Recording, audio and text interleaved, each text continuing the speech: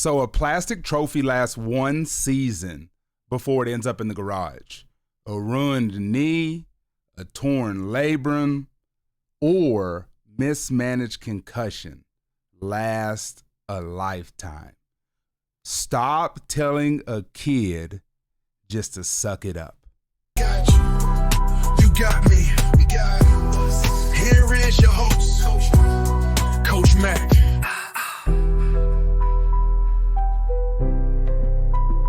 Got you. You got me. We got us. Here is your host, Coach Mac. Coach Mac. Coach Mac. Here is your host, Coach Mac. So welcome back to Lead from the Line. The mission, as always, is human first, athlete second. As a reminder, that merch site is fully stocked. There will be a link in the bio if you're interested in wearing any of the Lead from the Line apparel. Also, as we're getting ready to be into football season, if you would like a customized shirt with a different color Lead from the Line logo, please let me know.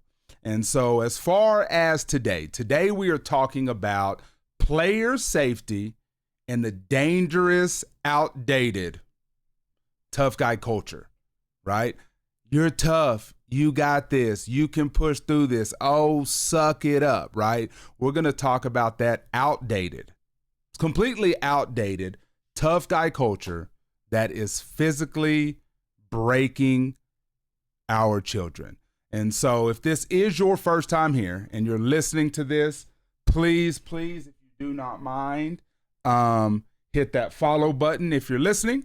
If you happen to be watching on YouTube and you see that subscribe notification pop up, please click it. Please click that bell so you can stay up to date on anything new we have going on. And as always, in the very, very top of the bio or the description, there will be a link to every single one of our socials so that you can stay engaged and enjoy the conversation and the clips that are posted throughout the week. And so just getting into that, and one of my biggest things is I'm trying to shed a light on everything in youth sports, good, bad, and indifferent. And so this season happens to just be a lot about the bad, unfortunately.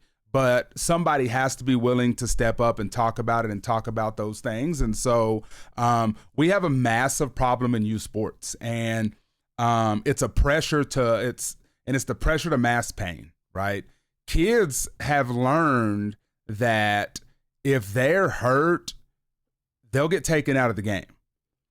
It doesn't matter what level kids are at. Now, I'm not talking your kids playing t-ball, things like that, but kids know as they climb up that ladder and the level they get in, and if they get an injury, they'll hide it. They'll be banged up and they just won't say anything because they don't want to miss an opportunity. They don't want to lose a spot. You give a kid 7th grade, 8th grade football, a major youth program, you give them a starting position. There's enough athletes if you're going to miss some time with an injury, you'll be replaced. And even these kids feel that and that pressure and that thing. And so, I've seen clips and heard the stories about kids that'll lie, right, about how their head feels after a big hit. Hey, are you good? Yeah, I'm good. And they'll limp through a practice on a messed up hamstring. Like we got to remember, sometimes these kids, they make plays and they do things and they grow and they develop and you're like, oh my goodness, this kid can handle everything. But at the end of the day, we still got to remember they're kids. And so while these podcasts, I've had some people say, man, you only talk about the bad stuff. And I'm sorry, it feels that way, but somebody has to talk about it. And I think it's just, we gotta lay down that groundwork, right? So us as parents and coaches, if we see that kid take that big hit, and that we make sure they're truly okay. And that I've been talking about this on several of the last episodes, that we're not prioritizing winning. Right. And I get it. I want to compete. Everybody wants to compete, but we've got to make sure that the kids are okay. We just truly do, but they're terrified of letting their dads down, letting their coaches down, letting their friends down. Right. If their dad isn't their coach and they have another coach, they're terrified of being called soft by a coach. right? And it happens more than you think, right? A kid gets hurt and the coach walks out there, the kid's laying down, coach leans over and says, get up, come on, you ain't about to do this, push through this, don't be soft, don't quit on me, things like that. Now I get it. There's a line that we have to make sure from being tough and being able to push through certain things. Like, you're going to get banged up. Football is a physical sport. As they grow up the ladder, people are bigger, faster, stronger. It's a physical, violent sport. You're going to get hit. You're going to get little bangs here and there. I'm not talking about those. We push through those. As a football player, I just think that's a common thing. Man, I got banged up. I'm feeling here, dealing, but I'm going to push through those things. So there's a difference between being hurt and injured. Have you heard that before? Are you hurt or are you injured? If you're hurt, get back in the game. If you're injured, that's a whole different monster there. And so, but again, like, as coaches too, I'm not saying you do this, but if you've ever called a kid soft who is banged up, we can't do that, especially depending upon the age. Again, I coach youth sports, so I'm about to be coaching a 5th grade team, right? 10 years old. So I have a line there with them.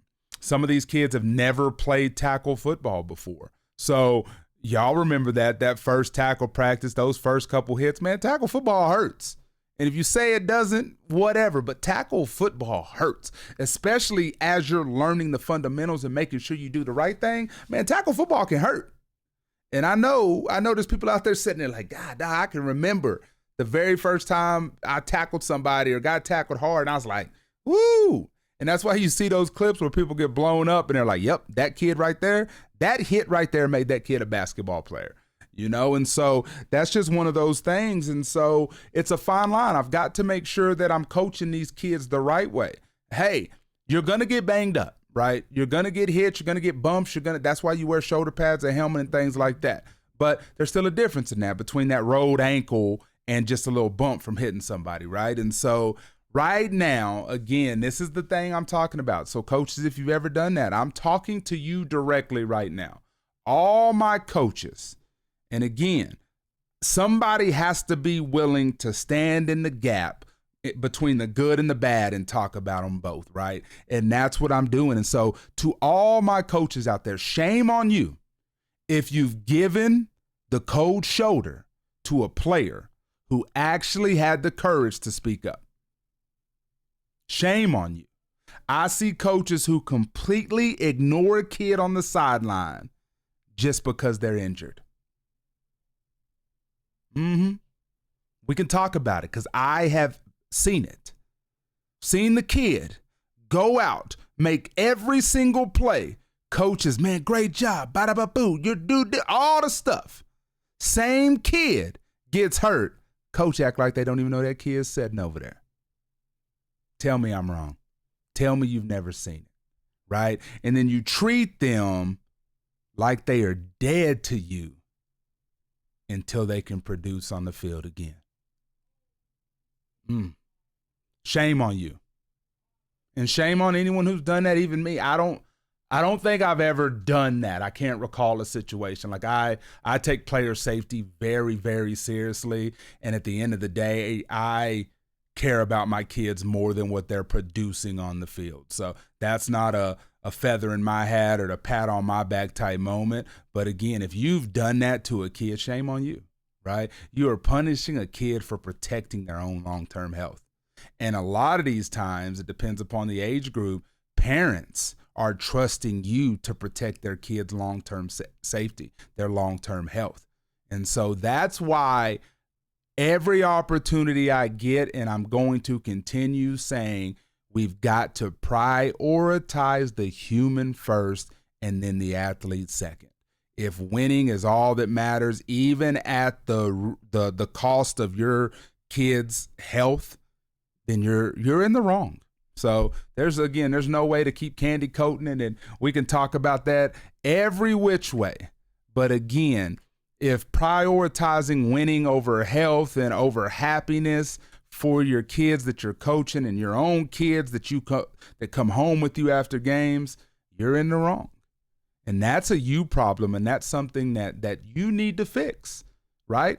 And again, that's why I am speaking. I don't care who hears this. I don't know how many people hear this. I never look at any analytics or anything like that. I don't care. That's not why I'm doing this. If only one person hears something and says, dang, I need to be better here, or dang, I did just do that with a player, I need to switch that now.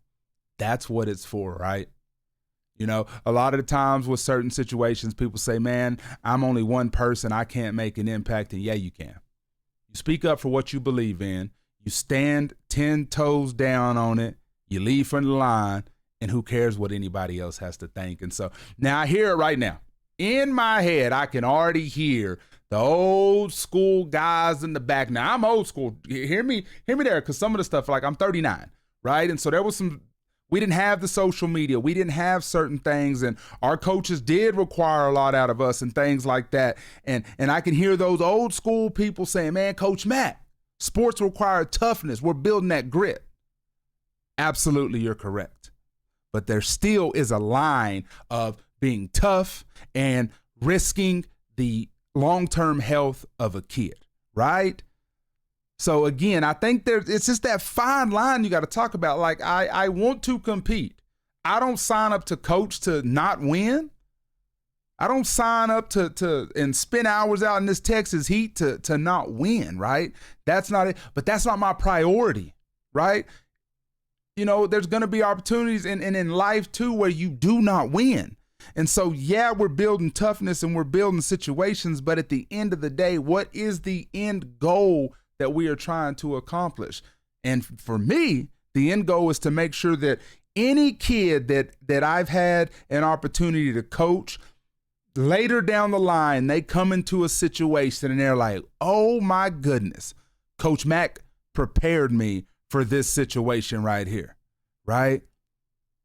And then what's cool, I still do this to this day, is I am pretty much friends on Facebook with most of my coaches that I had throughout high school and things like that.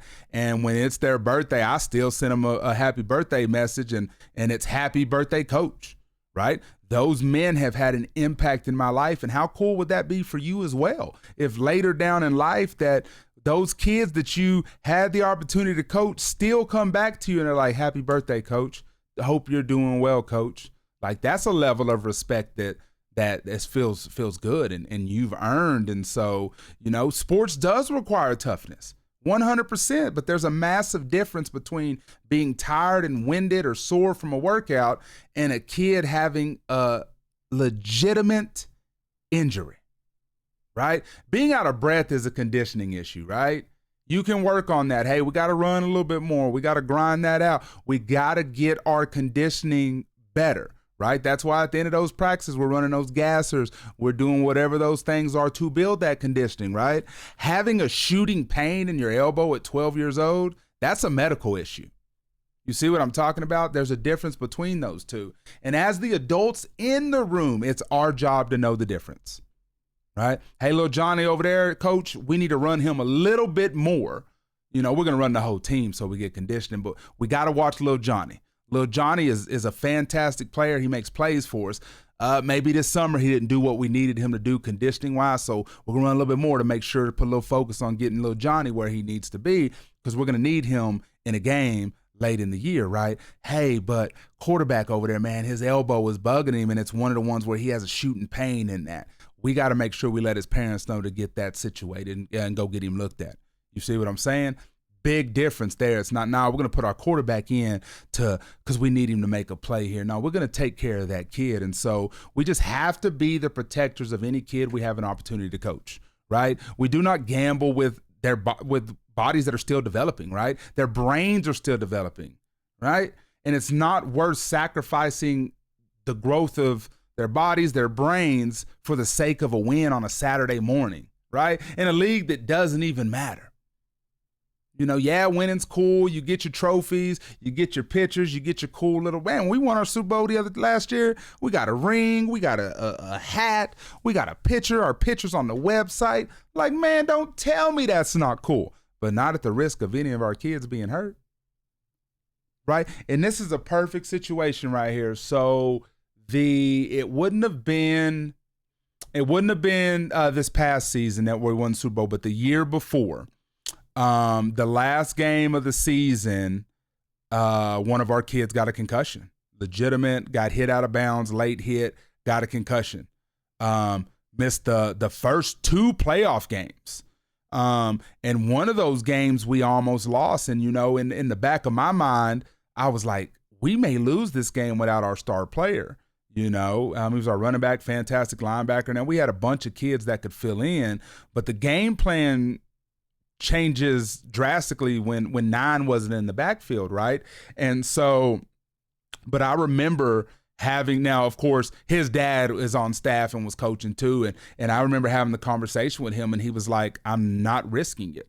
And I'm like, absolutely, you should not, right? As a coach, it wasn't wrong of me to think that, right? To be like, dang, we may lose without this kid, but never was it, you've got to play your son. We've got to get him in the game. We got to do this.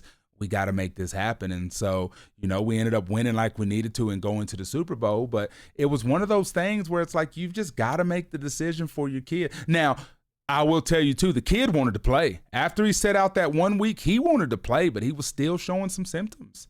And so you've got to protect your kids. You've got to be their protector and the adult in the room and let them know, like, I get it. Thank you for wanting to grind. Thank you for wanting to play. Thank you for wanting to, help your teammates.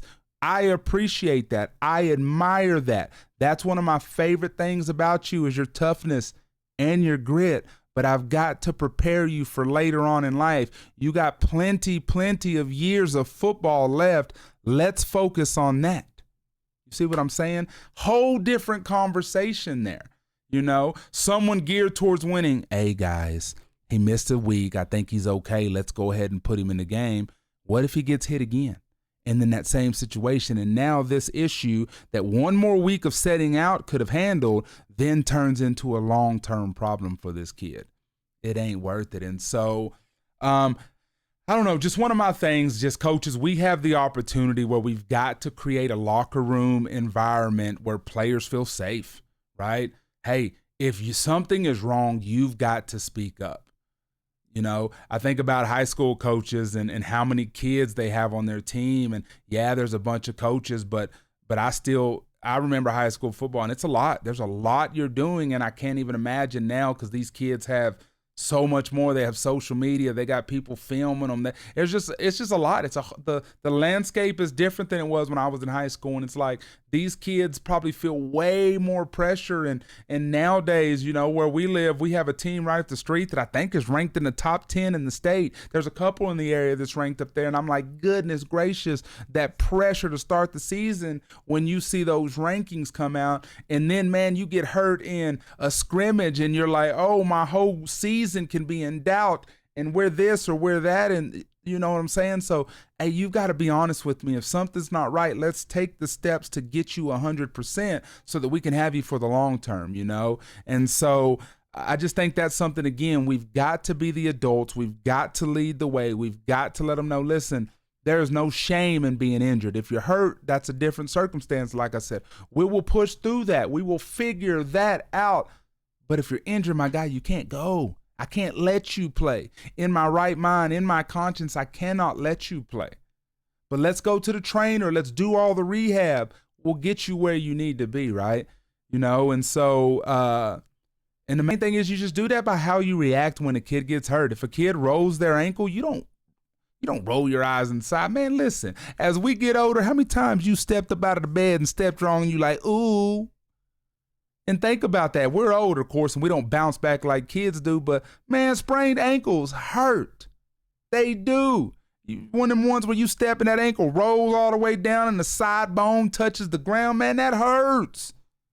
And you start talking high ankle sprains, man, them things are no joke. So if you see a kid roll his ankle, man, you got to know, okay, now some kids are naturally tougher than others and they may want to push through that, and that's okay, but you go consult the trainer, wrap it up, look at it, make sure they're good. If it ain't worth it, boom. I'm a diehard Cowboys fan. I think about this past year with CD when he got hurt and people are like, man, when's he going to come back? It's like, the man has a high ankle sprain.